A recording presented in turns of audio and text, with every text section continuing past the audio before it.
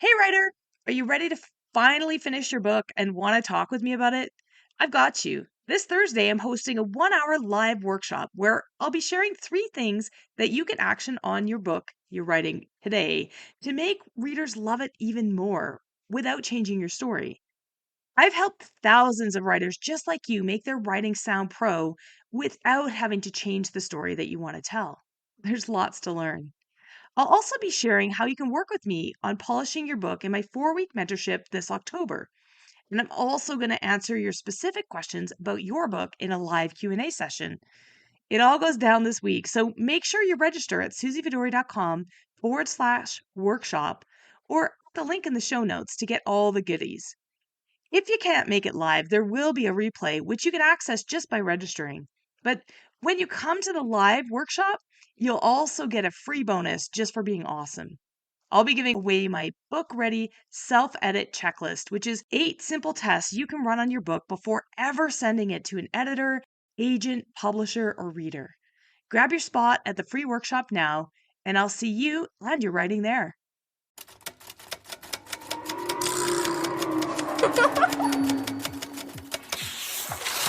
Welcome to Show Don't Tell Writing with me, Suzy Vidori, where I teach you the tried and true secrets to writing fiction and nonfiction that will wow your readers, broken down step by step.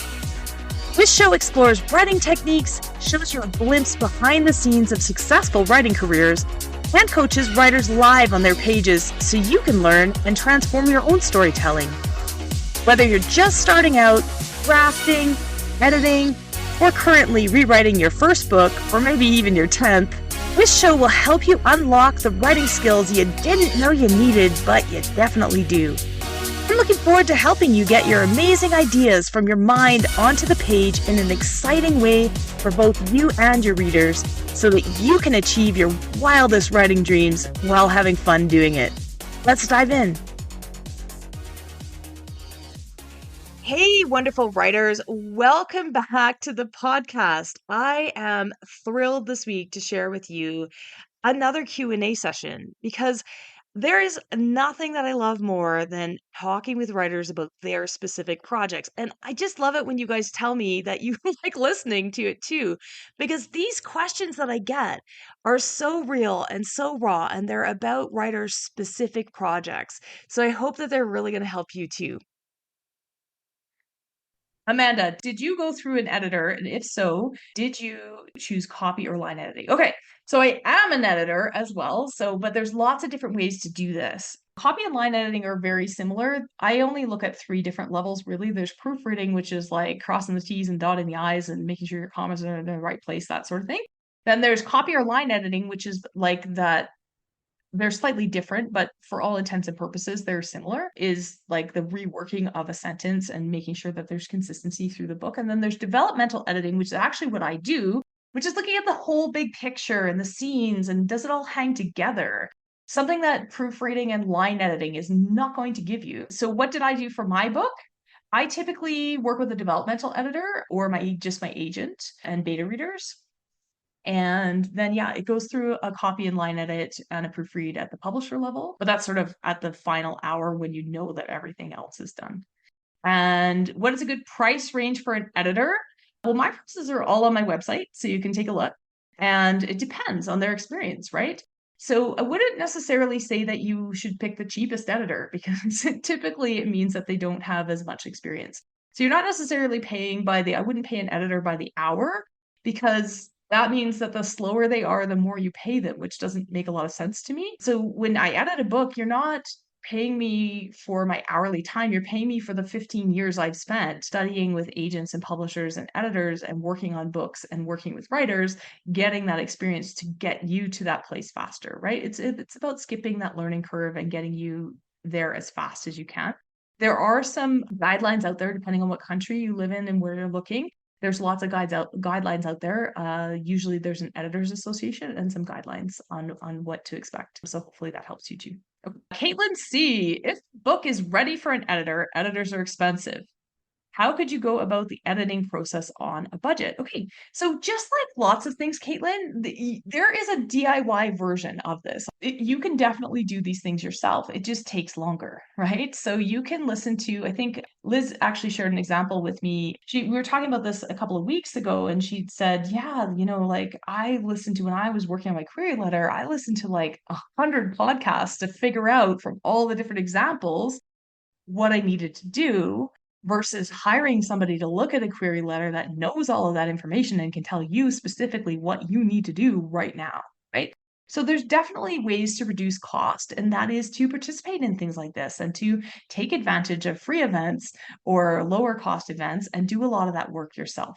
As well, when I talk about the mentorship program that I'm offering in October, that program is designed so that you can developmentally edit your own book. Okay. So not hire an editor, but go through that process. It will teach you the exact steps that I do as a developmental editor. So you don't have to pay me to do it.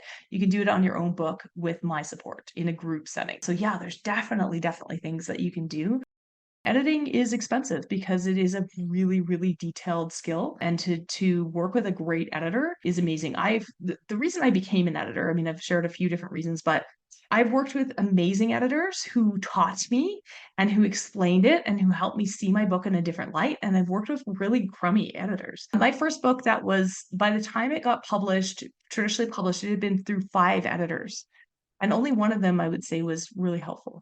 And so that was a really eye-opening experience. So I used to get really frustrated when people would get their books edited and say, I don't know, like they told me all this stuff, but I don't really understand it. And I look at the edits and I'm like, what? What? Like, how? Like, why? It's just somebody's opinion, right? And so you got to be careful. Make sure that you work with an editor who knows your genre really well and knows what they're talking about, and also can explain it. What I do is I teach. So every time I make a suggestion or correction, I teach the rule. And I have tons and tons of material that I share. And I share all of this in my developmental editing mentorship as well. Okay, hopefully that helps.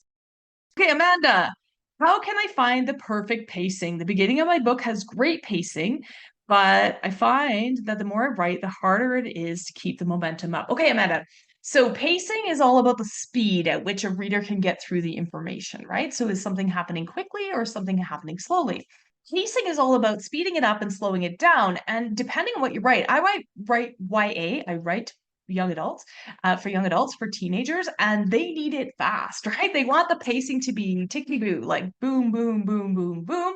So yeah, you do need to have pretty high pacing. If you're writing literary or women's fiction or something a little bit more reflective, then you might want to actually slow it down at times and give the reader a chance to catch up. But crime and romance and crime, they're quite formulaic. You do need to keep that pacing up, and people expect that. So the ways that you can speed it up, if you feel like something is lagging, flag it. The ways that you can speed it up are to condense some of the things. So I talk about show, don't tell, but there's a place for telling. If you find that you're telling us everything that happens, summarize. So just pick out the things that are important or exciting and summarize the rest. So if you have a really long pages of like dialogue or something, maybe we could skip the salutations. Hi, Suzy. Hi, Amanda. How are you? Oh, I'm good. Fine. How are you? How was your day? It was good. Thank you. We don't need any of that, right? So watch for those things for sure. And then beyond that, if you find that a place is dragging, see if you can summarize it in a line or two and skip ahead, skip ahead, skip ahead, or do a scene break and keep going. So hopefully that helps. How can I show better in my novel and tell less through dialogue? Okay, so dialogue is one of the 5 elements of writing that I talk about keep a good balance, right? So you've got dialogue, you've got actions, you've got reactions, you've got setting, and you've got, I'm missing one. So I'm missing one. There are 5 different things, and dialogue is one of them. So sometimes when we want to show more, people talk about using dialogue to show more. Well, what's neat about dialogue, so if you're summarizing, then you're sort of like that camera. You're way zoomed out and you're like doing this like montage of things. You might be telling, oh, and then time passed and this happened. And then when you go back to the moment, you're like zooming in onto people on a bridge standing having actual dialogue. Okay, so now we're in a scene, we're in a moment. So we've got half of it. So we've got half of the thing. So if we're zooming in and we're hearing their dialogue and we're being right there, then you know that you're in a scene and you're in a moment. The danger with that is sometimes when we think that we're doing it, we then have people say, Well, it's really great to see you there, Bob, on this bridge that we're standing on. Yes, it is, Susie. And well, can you believe what's happened in the last 10 years is this and that and this and that? And we dump that into dialogue. So just putting quotations around it does not fix the problem, right? So what you need to do, rather than think about putting showing into dialogue, think about putting showing into a moment and have a scene where that backstory that you need to put in or that telling or that information that you need to put in is shown. So create a scene where you can parallel, you can either compare or contrast or something, some reason why you can bring that backstory in, okay, to that story present moment. So maybe they're looking at the water running, or they're standing on the bridge, and I'm going to make this up, so I don't know how good it's going to be. They're standing on the bridge and they can see that the whole bank has collapsed and all the houses are now gone, right? Then we can talk about the apocalypse that happened where there was a big flood and everything happened, right? So see if you can do that. Okay. What is next? You guys have the best questions, by the way. I hope you're taking lots and lots of notes. Okay, Amanda had one more question. How can I get over worrying about my readers, that my readers will like what I write and just write what I want? I know that taking into account what my readers will like is important, but I think I might be too worried about what they will think. Okay.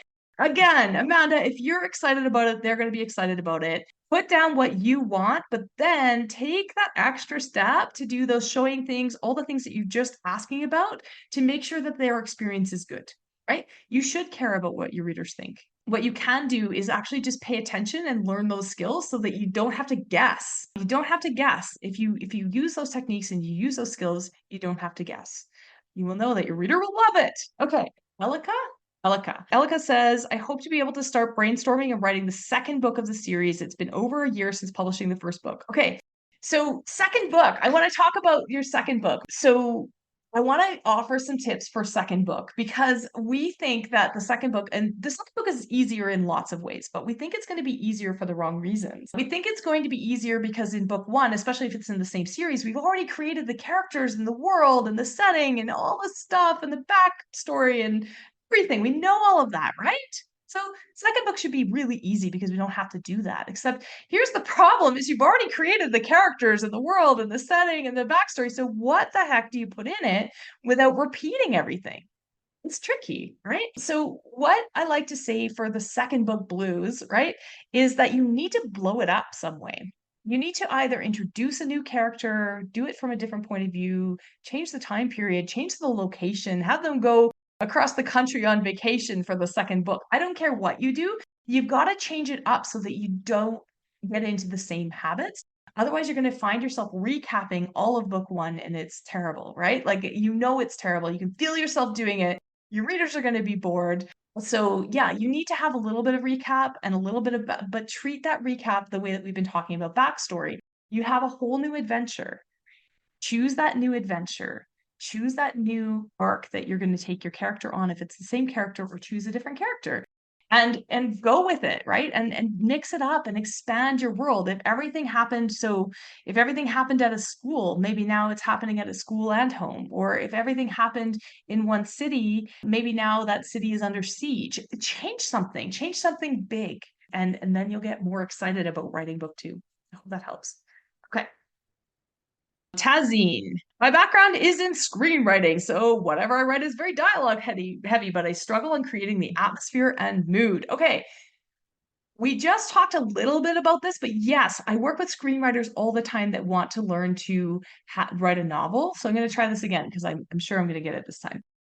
We've got dialogue is one of the five, right? We've got dialogue, actions, reactions, inner thoughts. That's what I missed. Inner thoughts and setting. Hey, dialogue, actions, reactions, inner thoughts, and setting. So in a screenplay, you only have two. You've got these two. You've got dialogue and you've got setting. And even the setting, usually when you're the screenwriter, is fairly sparse. And you do have actions, but you usually leave that up to the director, producer. And so you're not working with all the tools in the tool shed, right? And so it's hard to unlearn that. And what I see a lot of times with screenwriters who go to write novels is it's very dialogue heavy, and then all the actions and reactions and stuff are there, but they're like in a paragraph below. So one of the things that I like to teach is to mix those 5 elements of writing all together. And you can tell when you're doing this well. You need to have a mix of all of those to make it feel well-rounded. That's what that showing or that immersion is in a book, because we don't have all the other things that you have. We don't have that physical play in front of us happening, right? We don't have those characters acting in front of us. We don't have music. We don't have like lighting. We don't have a lot of things. And so the other 3 tools that you're going to use are your actions, reactions, and your inner thoughts, right? So inner thoughts is one of the coolest ones. It is the only medium. Book writing is cool. It's way more advanced than lots of other things because you've got inner thoughts to play with, right? You can actually be right inside a character's body and feel what they're feeling and think what they're thinking. And screenwriters need to learn to trust that and start to use it. And so as you go through, you can tell if you're doing something too heavily, you're already aware of the dialogue. But as you practice, you might find that you're doing other things too heavily too as you get used to it.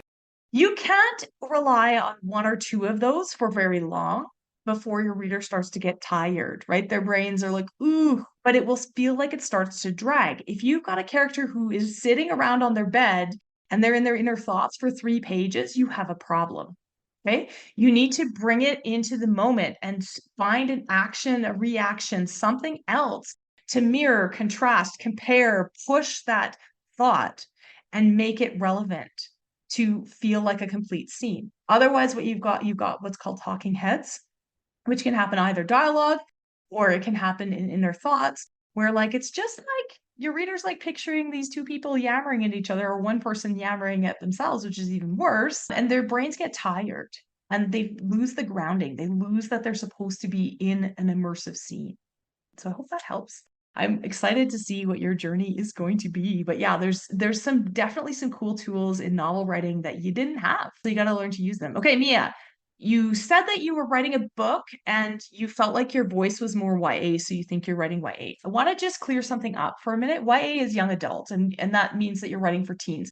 There are different areas of young adult, so there are different categories. There's middle grade, which is sort of 9 to 12-year-olds. There's young adult, which is 14 plus usually, like upper young adult. And then there's sort of that no man's land in the middle, which I write for, which is called lower YA, but you don't hear about it that much. And it's sort of that 12 to 14 range. And usually the difference is content, not necessarily the reading level. But the cool thing about young adult is the only thing that matters. So it spans all genres. Young adult can be science fiction, it can be literary, it can be anything you want it to be. It can be historical fiction. So young adult isn't really a genre in itself. It's kind of an umbrella. The only thing that matters, your voice matters, yes, but the age of your protagonist matters. Readers in those categories will only read about the protagonist that is older than them. A 12-year-old will not read about the adventures of a 10-year-old. They are not interested. They want to read up. They want to read about older kids. And so if you think you're writing YA, pay attention, because if your protagonist is older than 17, you are not. Because there are things that adult brains do that are different, right? So writing, and even like there's books out there that call themselves YA because it's easier to market them that way, but that aren't. They're from an adult perspective, thinking back to when he was coming of age. That adult thinks of things differently and knows things that that person in the moment doesn't know. And so if you're not writing in this moment, it's not technically YA. It doesn't mean you can't market it as YA. Okay, so I hope that's helpful. And keeping imposter syndrome at bay. Yeah, it's really just about knowing that you can do it and giving yourself those skills. Okay, Carlos, hopefully that helps. Grammarly Pro Writing Aid Readsy. Are they ethically wrong to use? Okay, here's the big AI question. I don't talk about this a lot publicly, but I'm going to address it here today because it's becoming, but I'm thinking about it because I have some very strong opinions on AI and what it means for writers. I don't personally believe that they are ever going to replace writers because of all the things that I talked about here today. They can write a formulaic novel, but I find if I work with a writer who isn't doing something that's really personally, deeply meaningful, and they're not bringing their own perspective, it's a pretty flat book. So I'm not threatened by the idea of AI. However, there is a difference between using spell check, which is AI generated, right? It's using spell check or pro writing aid or some of these other ones and using generative AI. So generative AI is something that can write for you, right? Or make the corrections for you or edit for you, which these are all going in that direction. So here's what I will say about that. Certainly using spell check and using things to decide and flag things for you, and then you're making all of those decisions. So you could use those tools. And I mean, I don't use them in my clients' work, but I use them in my own because it's hard to get that perspective on my own work. I love AutoCrit because it's got some tools in there that specifically for young adults are really cool because it will tell you the reading level, right? Which is important in young adults. And so it will tell you the reading level. It will tell you how your book compares to other books of that nature. It will tell you, it's got some really cool tools, but I'm making all of those decisions and I'm looking at them and deciding, right? It's not writing the book for me and it's not correcting the book for me. It is flagging things and lots of times they get it wrong. Don't just accept everything that they do. The problem is a lot of these tools are going towards the generative AI. And without getting into the ethics of all of that, here's what I will say. If you use a generative AI tool to edit your manuscript, like please go and fix it and make it better, and it rewrites your whole manuscript, because it can do that now. You no longer own that copyright. Okay, you've lost it. It's not yours because you're using works from others and you didn't do it. You must also disclose that. You must disclose it if you publish it yourself. You must disclose it if you work with a publisher that it was written by AI. And that's a big problem because what it means is you don't own that work. The other thing that happens is if you upload your entire manuscript to those places and you allow them to use it as an input, it can use your writing to write somebody else a book. So I don't personally use that. I don't personally recommend using it. I think it's all going to shake out. It's going to shake out in a weird way. I don't think that it's going to be writing books for you. What it's really good at is planning. What it's really good at is helping you generate a list of titles for your book. There's some things that you can use AI for. There's not, anything to be afraid of. But if you're using it to actually generate your book, know that number one, you're stealing from other people's copyrighted work. And I don't know how that's all going to shake out. I'm sure that my books are being used in there too without my consent. It's a new frontier. It's a new frontier. And that's going to all kind of shake out. But yeah, know that whatever you write is always going to be better. It's always going to be better. Okay. I have 100,000 word YA gothic novel. Sorry, I was like 100,000 words of graphic novel that I'm writing. I'm currently in the editing process and I keep going over the first few pages over and over. I feel like I'm bombarding the reader with information about the village, but it's all necessary to the story. I'm also anxious about the fact that literary agents look at the first few pages and make a decision based on that. If you have a book that requires a lot of world building, what's the best way to approach the first few pages? For instance, describing the village, where the character is at in her life, and identifying her name. So this is a great question to end on because it's kind of a culmination of a lot of different questions. How do you incorporate world building? We definitely don't want to have 3 pages of the sky was green and the clouds were pink and the, like bird's eye view. What you want to do right away is make us care. Right? So the biggest thing that an agent is going to be looking for, or a reader, anybody, to catch them, to hook them right on that first page, which is really important, is why should I care about your character and what is it that they want? If you can answer those things really fast and just incorporate the world building into it, we don't want to stop the story and give 3 pages of world building. If you've got that right now, rip it out and find ways to dole it in. So what you want to do is have your character interacting with the world. Right? We don't want to say the sky was green and, and the clouds were pink and the houses were all in a row and all of those things. We want to show little Johnny delivering to each one of the houses. Like, get them involved. Get them involved. And if we can leave the first couple of pages knowing what your character wants and caring a little bit about them, because we know what they want and we know what they're after, that's the only way that we can cheer for them. We can only cheer for them if we know what they want. It's the same reason that we defined our goals here today. I got to know what you want in your writing life to be able to cheer you on and help you, right? That's what we want as a reader. We want to cheer that protagonist on. We want to be in their shoes and we want them to succeed. We are also going to see them fail, but we also want them to succeed. Right? So yeah, so that's where you want to be. So if you've got 3 pages and you're still in description, just rip it out, give us a detail or two and dole it out as it comes along. use the most exciting ones first, pieces about your world first, if you're trying to hook a reader. This has been an amazing time. Thank you guys for being here.